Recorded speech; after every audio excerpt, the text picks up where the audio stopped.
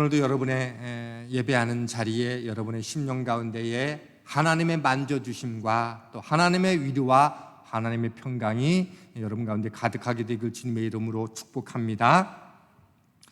우리가 그동안에 지난 시간 동안 에베소서 1장과 3장을 통해서 살펴본 내용들을 핵심적으로 요약하면 이렇습니다. 하나님께서 우리를 은혜로 부르셨고 믿는 자 되게 하셔서 성도로 삼아 주셨습니다. 그리고 그런 성도들을 각종 지혜가 가득하도록 부어주신 그 교회로 우리를 부르셨고, 그 교회를 통해서 우리가 각종 지혜를 얻게 되어지고 그런 사람이 세상 가운데로 나갈 수 있도록 그렇게 허락해 주셨다는 말씀을 함께 나눴습니다. 그리고 오늘 함께 나누게 될 4장과 앞으로 5장과 6장의 말씀은 그렇게 이론적으로 우리가 부르시고 은혜 가운데 성도 되었고 교회에서 하나님의 각종 지혜를 얻은 하나님의 사람들이 어디서 영향력 있는 삶을 살아갈 것인가, 세상이다 라고 하는 것들이 4장서부터 펼쳐지는 말씀입니다. 그런데 특별히 오늘 말씀은 그 세상 한가운데서 구체적으로 하나님의 사람됨을 실천해야 될 장소가 어딘지를 명확하게 설명해 주고 있는데요, 먼저 1절 말씀 함께 좀 보시도록 하겠습니다. 그러므로 주 안에서 갇힌 내가 너희를 권하노니 너희가 부르심을 받은 일에 합당하게 행하여 라고 말씀해 주고 있는데, 핵심이 뭐일까요? 부르심 받은 일에 너희가 합당하게 행하여 라고 하는 말씀을 주고 있습니다. 신앙생활이란 내가 성경을 읽을 때 이 말씀이 나에게 딱 와닿는 것 같아라고 해서 밑줄 치면서 이론적으로 살아가는 게 신앙생활이 아니라 그 밑줄 친 은혜의 말씀들을 가지고 내가 삶 속에서 구체적으로 적용해 나가는 것, 그게 신앙생활이라고 말씀해 주고 있습니다. 그래서 신앙생활은요, 믿음생활은 추상적이고 이론적인 것이 아니고 실천적이어야만 돼요. 그런데 에베소서 4장 말씀은 우리가 이 믿음을 실천하는 구체적인 삶의 첫 번째 장소가 어디냐라고 말할 때 바로 그곳은 교회이다 이렇게 말하고 있습니다. 우리의 믿음이 잘 준비되어 있는 장소도 교회이지만 우리의 믿음이 실천할 수 있는 첫 번째 장소 또한 교회라는 거예요. 그리고 그 교회에서 준비되었을 때야 비로소 우리는 세상 속에서 합당하게 행할 수 있다 이렇게 말할 수 있습니다. 그런 의미에서 교회는요, 우리의 믿음을, 우리의 신앙을 훈련하는 장소라는 거예요. 내가 얼마나 사랑이 부족한지, 내가 얼마나 겸손하지 못한지, 내가 얼마나 참지 못하는지, 내가 얼마나 마음 따뜻한 사람인지 차가운 사람인지, 내가 어떤 사람인지를 교회 안에서 우리는 충분히 경험해야 된다는 거예요. 왜?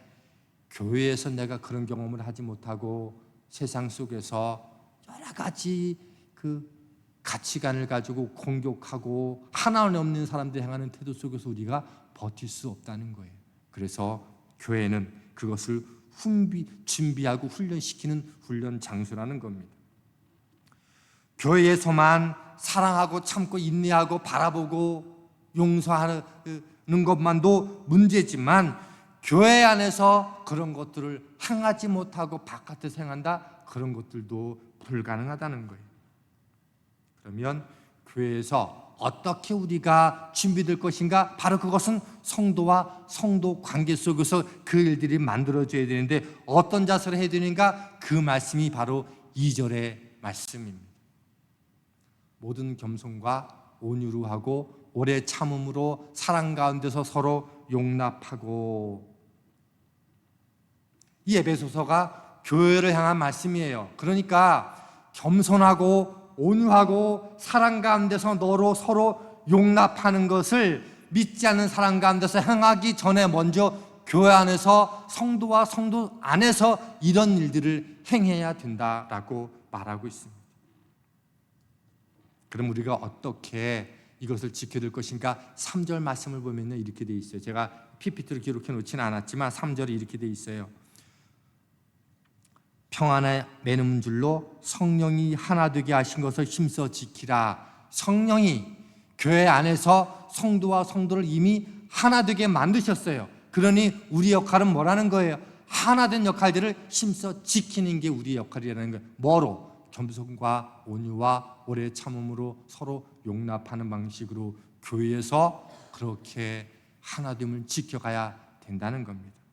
우리가 4가지를 함께 좀 살펴볼 건데요. 제일 처음에 우리가 어떻게 하나됨을 지켜갈 것인가? 첫 번째가 서로 겸손으로 대해야 한다는 겁니다. 우리가 보통 겸손을 이야기하면 상대방보다 나를 낮추는 거라고 일반적으로 얘기하잖아. 그런데 성경적인 겸손은 그렇지 않습니다. 성경적인 겸손은요, 나를 낮추지 않고도 얼마든지 겸손할 수 있어요. 그게 뭐인가 하면 상대방을 높이면 되는 거예요. 겸손은 나를 하찮은 존재로 여기는 것이 아니고, 나는 여전히 의미 있고 소중한 존재이지만 나를 그대로 두고 상대방을 높이면 나는 자연스럽게 겸손하고 낮아지게 되는 겁니다. 그래서 겸손은 자기 비하가 아닙니다. 우리는 모두가 하나님의 형상대로 지음받은 존재이기 때문에 굳이 상대방을 높이기 위해서 나를 낮추지 않아도 된다는 것. 어떤 방식으로? 나는 하나님의 형상을 지음받은 그대로 여전히 존재하지만 상대방을 존중해주고 격려해주고 높여주면 자연히 나는 겸손하게 되는 겁니다. 예를 들면 이런 거죠. 어떻게 이정신 그렇게 겸손할 수 있어요? 이정 집사님. 그랬더니 이정 집사님, 무슨 말씀을요? 목사님도 제가 본받고 싶은 그 목사님 중에 한 사람인데요, 서로 이렇게 섬겨지면 어떻게 나는 자연스럽게 낮춰지게 된다는 거예요. 그리고 서로 그렇게 상대방을 높이다 보면 제가 한 일은 아무것도 없어요. 하나님이 내게 힘 주시고 내게 지혜 주시고 내게 사랑을 주신 까닭에 제가 그냥 이만큼 된 것일 뿐입니다 라고 말하면서 상대방을 높이다가 보면 나도 모르게 하나님이 행하셨습니다 라고 말하고 하나님을 높이는 자리로 나가는 것, 이게 교회에서 우리가 품어야 될 태도라고 하는 거예요. 상대방을 높이고 또 서로가 상대방을 높이다 보면 그런 사람들끼리 하는 최종적인 결론은 무엇인가 하면 하나님이 행하셨습니다 라고 말하면서 우리 모두 하나님을 품으로 우리도 그 하나님 앞에서 자연스럽게 우리를 낮춤으로 겸손하게 되는 겁니다. 그런데 누가 조금 칭찬하면 나는 한번 한다면 하는 사람이에요. 그렇게 높이지 말고 주님께서 하게 하셨습니다, 주님이 나를 그렇게 변화시키셨습니다라고 주님을 높이면요, 나는 겸손해지는 거예요.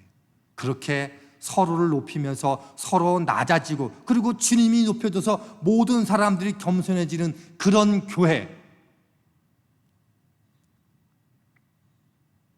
그래서 우리 교회에는요, 이렇게 누군가가 칭찬하면 우리 교회는요, 저만 섬기는 게 아니고 모두가 이렇게 저처럼 섬겨요, 그거 주님이 하셨어요 라고 말하면서 주님이 높여지는 교회. 그래서 교회 안에서 먼저 다른 사람을 높이고 존중해주고 세워주고 믿어주고 밀어주는 그런 모습들로 가득 찬 그런 경험들을 우리가 교회 안에서 함께 해볼 때 바깥에서도 누군가를 높여줄 수 있다는 거예요. 하나님의 사랑으로 우리가 함께 믿음을 이어간다고 말하면서 교회 안에서 누군가를 높여주고 누군가를 세워주지 못하면서 내가 바깥에서 그렇게 한다, 그거 어렵다는 거예요. 그러니 여러분, 교회 안에서 성도들을 만날 때마다, 성도들을 대할 때마다 옆 사람을 높여주시길 바랍니다. 그러면 여러분은요, 겸손해지는 거예요. 그런 겸손한 사람들이 많아져서 새생명교회가 겸손한 사람들로 꽉 찬 교회가 되기를 주님의 이름으로 축복합니다. 이런 건 아멘 크게 하셔야 돼요. 구현승 집사님. 두 번째로, 우리가 교회 안에서 하나됨을 이루어 나가려면 온유함으로 서로 대해야 한다는 거예요. 제가 이 말씀은 인용될 때마다 늘 하는 말씀인데, 온유함은 야생마가 길들여지지 않은 상태에서 길들여진 야생마를 온유함이라고 말해요. 그래서 온유함은 것은 힘이 없고 착하고 약한 것을 말하는 게 아니에요. 아무도 길들여지지 않은 야생마를 조련사가 딱 붙잡고, 조련사가 가야 할 때, 멈춰야 할 때, 방향을 바꿔야 할 때 나를 잘 훈련시켜서 조련사가 원하는 방식대로 살아간, 그런데 여전히 힘은 존재하는 것, 그게 온유함이라는 겁니다. 주인에게 길들여졌지만 내공이 엄청 가득한 것, 그게 온유함인 거예요. 그래서 쉽게 소리 내는 치는 사람은요, 온유한 사람이 아니에요. 제가 오늘 아침에도 얘기하다가 우리 채원이한테 소리를 좀 냈거든요. 제가 온유하지 않아서 그런 거예요. 온유한 사람은요, 내 안에 있는 내공들을 참아낼 수 아는 사람들인 거예요. 뭐 내가 예화를 만들어내려고 그런 거는 아니야, 채원아. 온유하지 못해서. 온유하지 못하면요, 먼저 튀어나오는 거예요.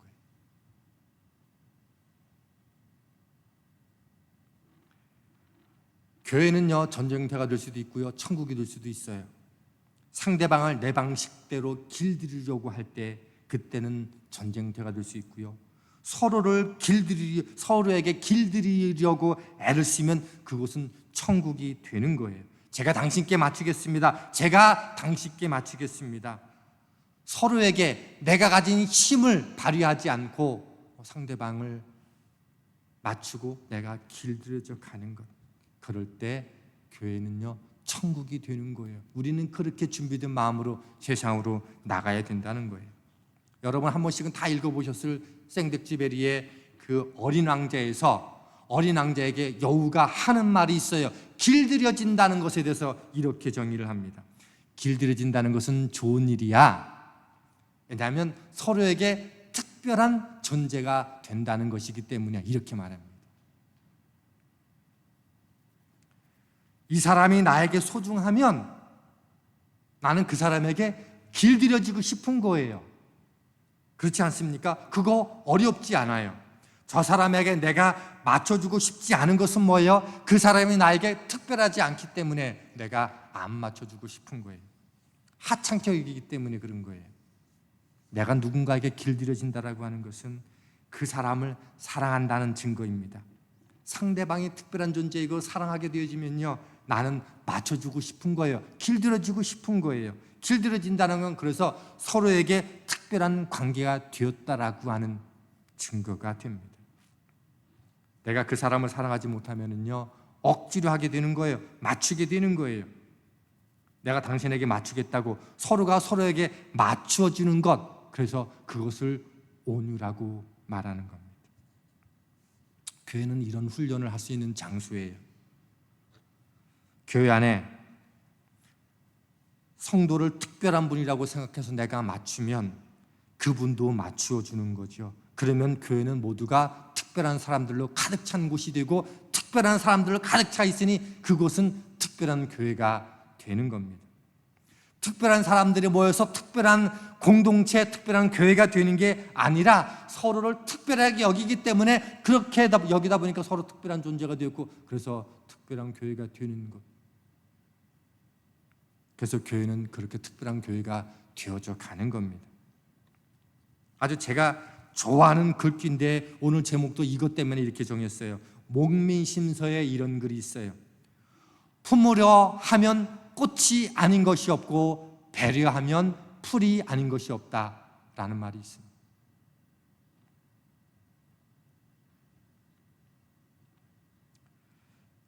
매주 여러분이 꽃밭에서 예배를 드리고 싶으면 상대방을 꽃으로 보면 되는 거예요. 모두가 꽃이라고 하면 보고 싶을 텐데 확 그냥 베어버리고 싶으니까 풀로 보는 거예요. 하찮게 보이는 겁니다. 꽃도 내가 만드는 것이고 풀도 내가 만드는 거예요. 교회에서 서로를 하찮게 여기면 우리는 하찮은 사람들이 모인 교회가 됩니다. 세 가지로 등록했는데 성도가 성도를 대하는 딱 꼴을 보니까 이거는 하찮게 보이고 자기만 낫다고 여기면 새가족도 그들을 보면서 이 교회는 하찮은 사람들이 모인 교회구나 라고 생각하게 되는 것이고요. 성도들끼리 서로 귀하게 여기고 애쓰고 품어주고 안아주면서 웃음꽃이 활짝 피면 이 교회는 특별한 사람들이 있는 교회구나, 그러면서 이 교회를 특별한 것들을 인정하게 되고 나도 특별한 공동체 안에 있음을 행복하게 여기게 됩니다.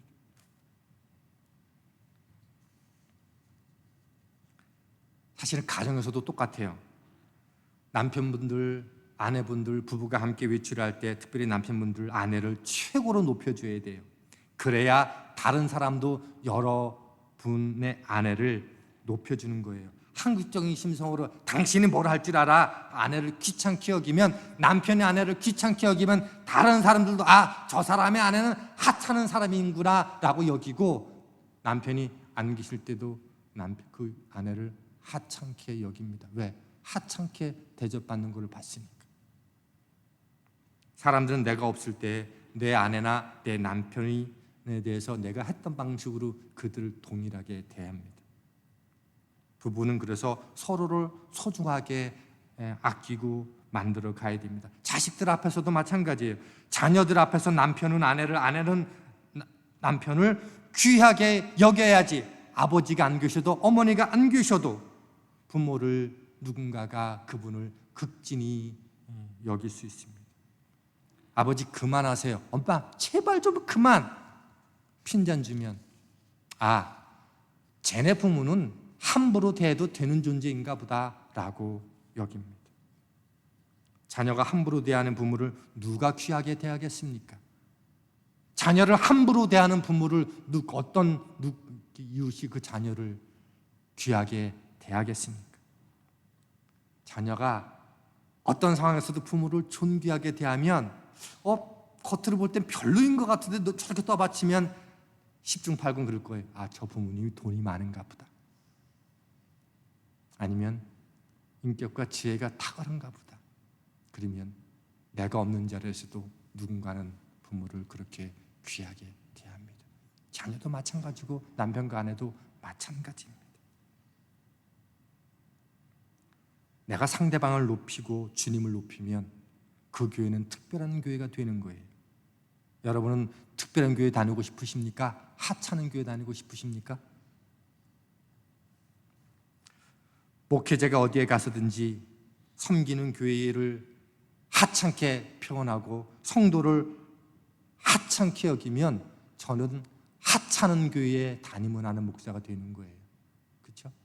그런데 제가 성도를 귀하게 여기고 한 분 한 분을 소중하게 표현하면 사람들이 그래요. 당신은 좋은 교회에서 목회하는 목회자이구나 라고 말할 겁니다. 제가 우리 교회 성도들은 하나도 뭘 한다라면 안 받쳐주고 안 따라온다라고 악평하고 다니면 우리 교회는요 이상한 교회이고요, 저는 불행한 목사가 되는 거예요.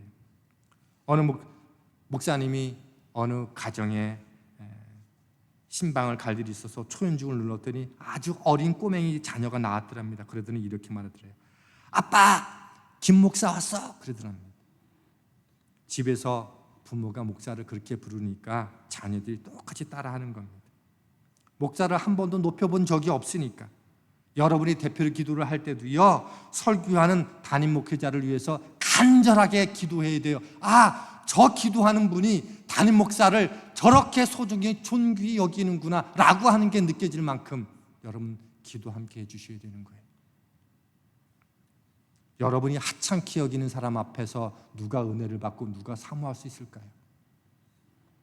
저는 앞으로 지금보다도 더 우리 교회와 여러분들을 제가 만나는 사람 있을 때마다 높이고 존귀하게 여기며 귀하게 여기고 그렇게 선포할 겁니다. 여러분들도 성도들과 또 저를 귀하게 높이 여겨주면 사람들은 여러분이 다니는 새생명교회가 좋은 교회라고, 여러분은 좋은 교회 다녀서 행복하겠다라고 말할 겁니다. 여러분의 교회를 높이면 교회가 좋은 교회가 되고, 여러분이 좋은 교회에서 신앙생활 한다고 사람들이 여러분을 부러워할 겁니다. 그런 교회가 좋은 교회 아닐까요? 그런 일들은요, 교회 안에서 함께 우리가 훈련하고 준비하고 경험해 보아야 되는 겁니다. 세 번째로는 오래 참고 서로 용납하는 일입니다. 성도는요, 오래 참는 일을 해야 돼요. 교회 안에서 참지 못할 일들이 늘 부지기수 일어납니다. 교회 안에서 우리가 참지 못하고 바깥에서 예수 안 믿는 사람들이 거친 말과 행동들을 참아낼 여지는 별로 없습니다. 그래서 교회 안에서 인내의 폐활량을 키워가야 합니다. 처음부터 인내를 가지고 태어난 사람은 없어요. 처음부터 잘 참는 사람은 없어요. 잘 참는 훈련은, 인내는요, 그렇게 해야만 되는 거예요. 하나님은 참 신기하게도 내가 믿음 생활을 하면서 교회가 하나님의 공동체라고 얘기는 늘 내 인내를 시험할 사람들을 내 옆에 늘 붙여주세요. 그래서 쉽게 화나고 분노하게 하는 사람들은 멀리 있지 않아요. 내 옆에 있어요. 내 가정에 있고 내 교회에 있어요. 해녀가 물속에서 숨을 오래 참도록 하기까지 물속에 들어가서 1초를 참고 또 1초를 더 참아보고 또 1초를 더 참아보면서 3분, 5분 그 이상의 시간들을 물속에서 참아내는 일들을 합니다. 나 그 사람 때문에 못 참겠어 하다가 한 번만 더 참자. 그러다가 1초씩 늘리고 1초 늘리면서 그렇게 우리 가운데 인내의 폐활량이 만들어지는 겁니다.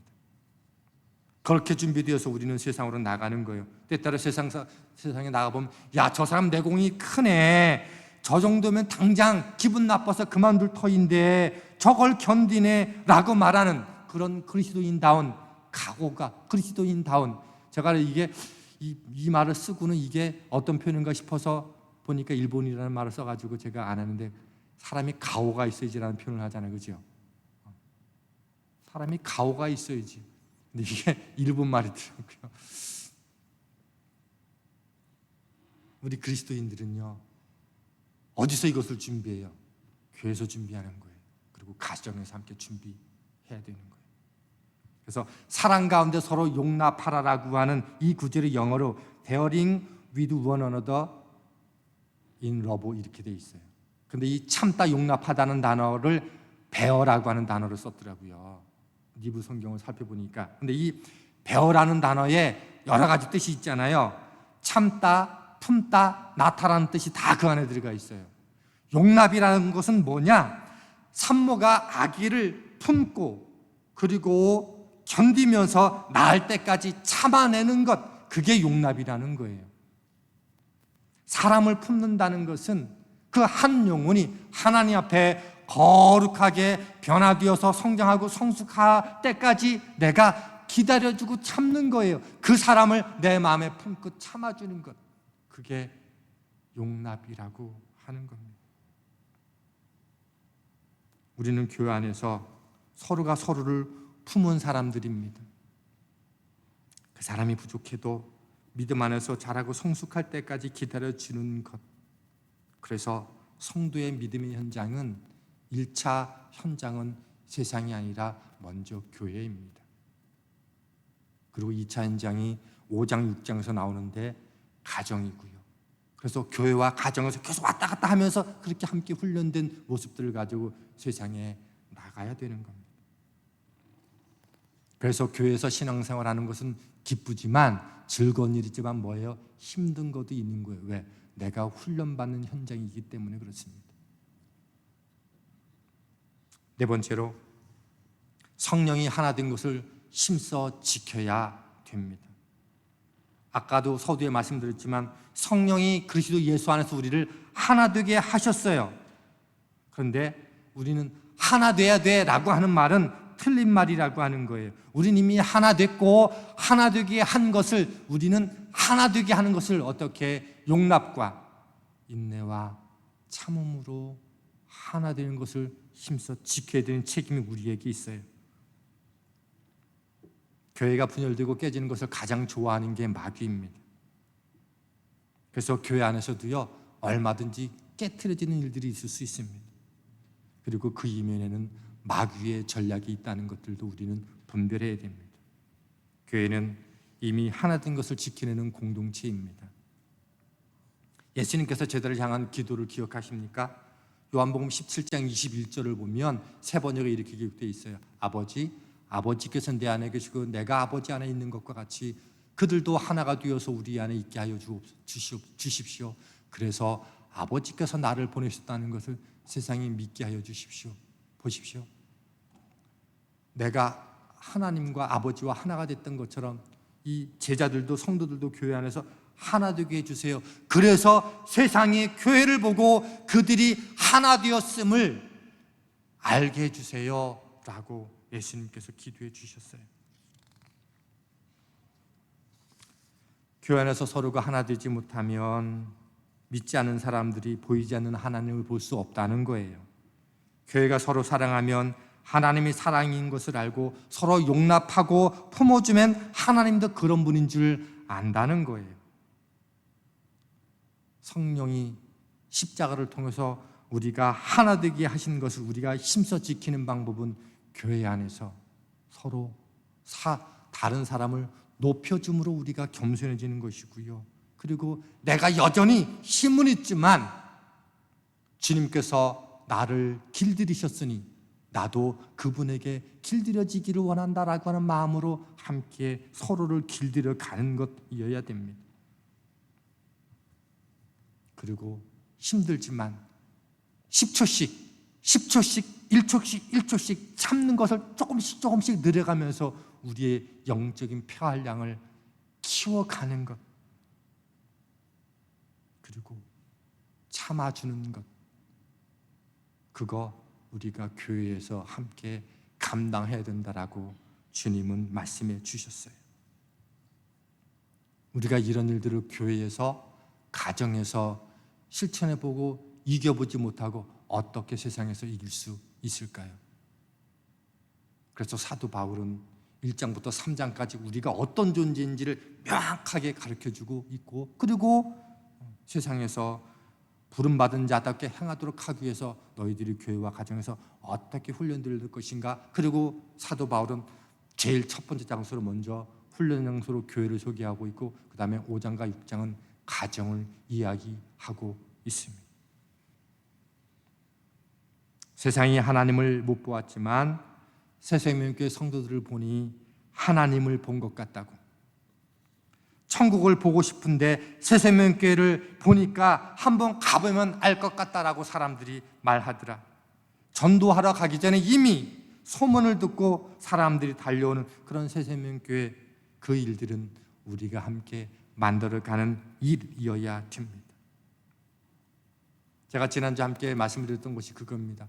하나님은 교회를 통해서 각종 지혜를 주셨고 그 교회 모임과 예배와 훈련 과정을 통해서 성도들에게 부어주시고 세상으로 가게 하신다라고 말씀을 드렸어요. 그래서 여러분들이 힘 있는 대로 예배하는 자리에 힘쓰시고 기도하는 자리에, 모이는 자리에 힘쓰셔야 되는 이유가 거기에 있어요. 왜? 그것 하나하나가 우리를 훈련하시는 하나님의 계획이 담겨 있기 때문에 그렇습니다. 여러분, 그런 교회 만들고 싶지 않습니까? 특별한 사람들이 모여있는 교회, 용납으로 가득하 있는 교회, 사랑으로 가득하 있는 교회, 겸손으로 가득 찬 사람들이 모여져 있는 그 교회, 그거 우리가 만들어 갈 수 있습니다. 이런 사명으로 새생명교회 안에서 여러분들이 준비되고 훈련되어서 하나님께 칭찬받고 세상 사람들이 와 보고 싶어 하는 교회, 그런 교회로 저와 여러분 함께 만들어갈 수 있게 되길 주님의 이름으로 축복합니다. 우리 함께 찬양을 좀 할 텐데요, 이런 교회 되게 하소서라고 하는 이 찬양입니다. 가사가 이렇게 돼 있어요. 진정한 예배가 숨쉬는 교회, 주님이 주인 되시는 교회, 믿음의 기도가 쌓이는 교회, 최고의 찬양을 드리는 교회, 말씀이 살아 움직이는 교회, 성도의 사랑이 넘치는 교회, 섬김과 헌신이 기쁨이 되어 열매 맺는 아름다운 교회, 이런 교회 되겠다고 함께 결심하며 찬양하겠습니다.